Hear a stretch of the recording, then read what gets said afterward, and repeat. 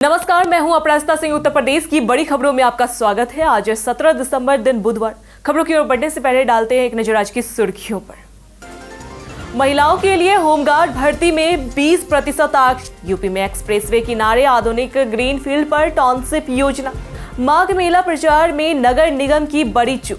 PM Modi 25 दिसंबर को राष्ट्रीय प्रेरणा स्थल का लोकार्पण करेंगे। आईपीएल 2026 के लिए टीमों ने बदली रणनीति। चलिए बढ़ते हैं आज की 25 बड़ी खबरों की ओर विस्तार से। महिलाओं के लिए होमगार्ड भर्ती में 20% आरक्षण और विशेष अवसर। यूपी होमगार्ड भर्ती 2025 में 45,000 स्वयंसेवक पदों के लिए आवेदन की आज आखिरी तारीख है। आयु सीमा 18 से 30 वर्ष, योग्यता 10वीं पास। महिलाओं को 20% आरक्षण, ड्यूटी भत्ता 600 रुपए प्रतिदिन। शारीरिक मानक दौड़ और दस्तावेज सत्यापन अनिवार्य है। उम्मीदवार अपने जिले के मूल निवासी होने चाहिए। लिखित परीक्षा, शारीरिक दक्षता और दस्तावेज जांच के आधार पर मेरिट सूची बनेगी। NCC, Bharat scout, youth, red cross और ड्राइविंग लाइसेंस धारकों को अतिरिक्त अंक मिलेंगे। हेल्पलाइन नंबर 1800911005 उपलब्ध है। यूपी में एक्सप्रेसवे किनारे आधुनिक ग्रीनफील्ड पर टाउनशिप योजना। उत्तर प्रदेश में बढ़ती शहरी आबादी को देखते हुए आवास विभाग एक्सप्रेसवे और शहरी सीमा से सटे गांव में ग्रीनफील्ड टाउनशिप बसाएगा। इनमें स्कूल, कॉलेज, अस्पताल और आधुनिक सुविधाएं होंगी। 100 से 200 एकड़ कृषि भूमि पर विकसित ये टाउनशिप पर्यावरण अनुकूल, मिश्रित भू उपयोग और टिकाऊ विकास पर आधारित होगी। उद्देश्य 2047 तक शहरी आवास जरूरतों और जीवन गुणवत्ता में सुधार करना है। माघ मेला प्रचार में नगर निगम की बड़ी चूक।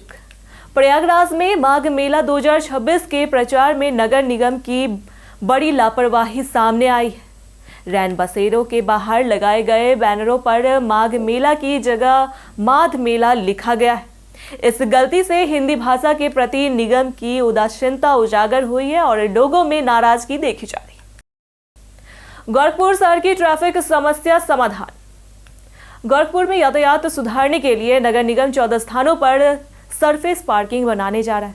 यह मुख्य बाजार, अस्पताल और कार्यालयों के आसपास वाहनों के अनियमित जमावड़े को रोकने के लिए प्रमुख स्थानों में कारमल रोड, पुलिस लाइन, महुआ चौराहा, पेड लैंग्वेज और बीआरडी मेडिकल कॉलेज शामिल है। पार्किंग से जाम कम होगा, सड़क की चौड़ाई बनी रहेगी और आपातकालीन सेवाओं की आवाजाही समूह होगी। राम मंदिर आंदोलन योद्धा रामविलास वेदांती को अंतिम विदाई। बीते दिन राम मंदिर आंदोलन के प्रमुख योद्धा व पूर्व सांसद डॉक्टर रामविलास वेदांती का अंतिम संस्कार अयोध्या में हुआ। मुख्यमंत्री योगी आदित्यनाथ ने हिंदू धाम पहुंचकर श्रद्धांजलि अर्पित की। शोभा यात्रा नगर भ्रमण करते हुए सरयू तट पहुंची, जहां जल समाधि दी गई। वेदांती का रीवा में हृदयघात से निधन हुआ। अनेक संत, जनप्रतिनिधि और कार्यकर्ता अंतिम दर्शन में उपस्थित रहे श्रद्धापूर्वक। विराट अनुष्का ने प्रेमानंद जी महाराज से लिया आशीर्वाद।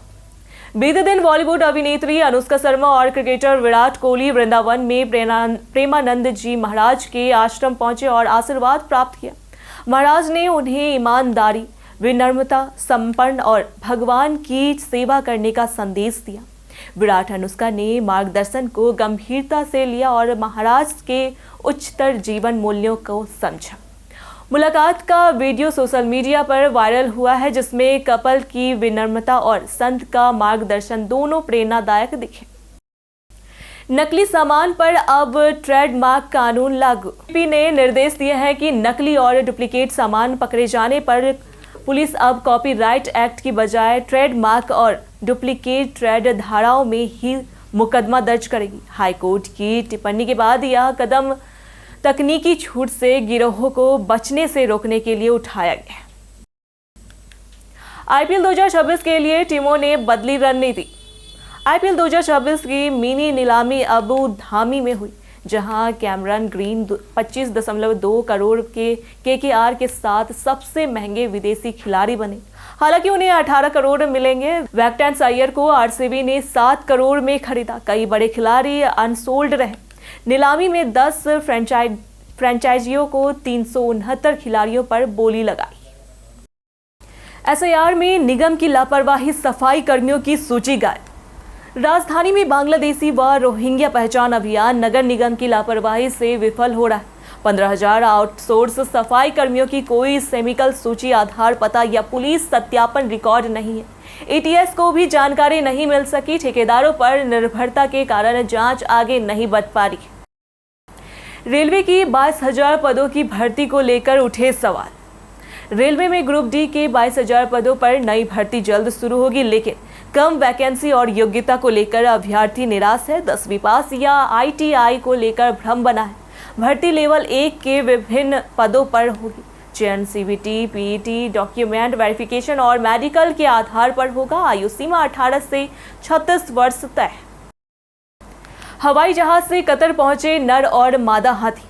नेपाल सरकार ने उत्तर प्रदेश के लखीमपुर खीरी से कतर सरकार को उपहार स्वरूप नर हाथी खंगेंद्र और माता हाथनी रुद्रकली का जोड़ा भेजा है। दोनों हाथियों को चितवन से भेरवा एयरपोर्ट ले जाकर 18 दिसंबर को चार्टर प्लेन से कतर पहुंचाया जाएगा। यह कतर की विशेष मांग पर पहली बार किया गया और हाथियों की संतान बढ़ाने में मदद करेगा।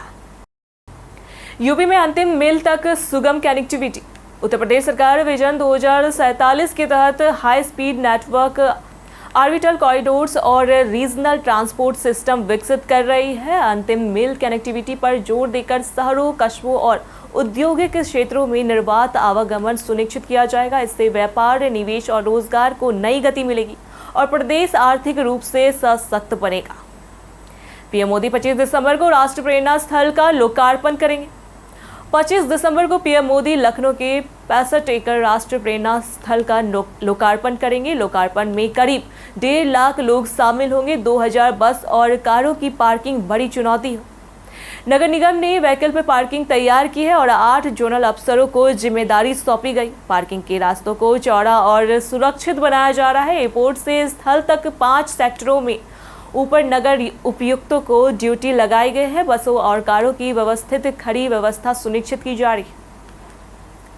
यूपी कैबिनेट विस्तार में PDA और जातीय समीकरण। यूपी में संगठन में बदलाव के बाद मंत्रिमंडल विस्तार की तैयारी शुरू।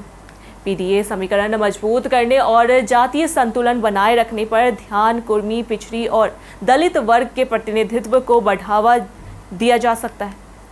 युवा विधायकों को मौका, भूपेंद्र चौधरी को बड़ी जिम्मेदारी दी जा सकती है। केशव प्रसाद मौर्य ने कहा, भारत बनेगा विश्व गुरु। बीते दिन उत्तर प्रदेश के उप मुख्यमंत्री केशव प्रसाद मौर्य ने प्रयागराज में कहा कि भारत विश्व गुरु और विकसित राष्ट्र बनेगा। वंदे मातरम की 150वीं वर्षगांठ पर 5000 बच्चों ने सामूहिक गान किया। उन्होंने युवाओं से अखंड भारत का सपना साकार करने और राष्ट्रीय चेतना बनाए रखने का आह्वान किया। यूपी में निपुण भारत मिशन की सख्त निगरानी। उत्तर प्रदेश में निपुण भारत मिशन के तहत हर जिले में district project management unit DPMU बनाई जाएगी। यह बाल वाटिका से कक्षा 2 तक शिक्षा की गुणवत्ता सुधारने, निगरानी, डेटा समीक्षा और कमजोरियों को दूर करने का काम करेगी। शिक्षकों का प्रशिक्षण, संसाधन और पोर्टल संचालन समय पर सुनिश्चित होगा। अनुपम खेर वाराणसी में विमान रद्द होने पर फंसे। बीते दिन फिल्म अभिनेता अनुपम खेर की फ्लाइट रद्द होने से वाराणसी में फंस गए। उन्होंने स्थिति को सकारात्मक रूप से लिया, स्थानीय संस्कृति और भोजन का आनंद लिया और काशी विश्वनाथ मंदिर में दर्शन किए। उनका यह अनुभव सोशल मीडिया पर वायरल हुआ और लोगों ने उनके धैर्य और जीवन दर्शन की सराहना की।